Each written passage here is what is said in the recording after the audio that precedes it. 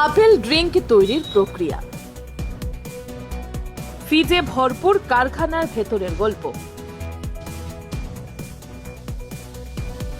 বাজারে বাড়ছে ফিজ আপেলের ড্রিঙ্কের চাহিদা, আর সেই চাহিদা মেটাতে আধুনিক কারখানায় চলছে দ্রুত উৎপাদন।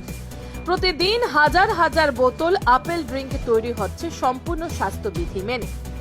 প্রথমে তাজা আপেল বাছাই করে ভালোভাবে ধুয়ে মেশিনে ক্রাশ করা হয়। এরপর সেই আপেল পাল্প থেকে নির্যাস বের করে ফিল্টার করা হয়, যাতে কোনো অখাদ্য না থাকে। পরবর্তী ধাপে নির্দিষ্ট পরিমাণে জল, চিনি ও ফ্লেভার মিশিয়ে তৈরি হয় ড্রিঙ্কের ব্যাস। সবচেয়ে গুরুত্বপূর্ণ ধাপে carbon die oxide gas inject করে ড্রিঙ্কে আনা হয় সেই কাঙ্ক্ষিত ফিজ। এরপর স্বয়ংক্রিয় বোতলজাত মেশিনে দ্রুত গতিতে ভর্তি ও সিল করা হয় প্রতিটি বোতল।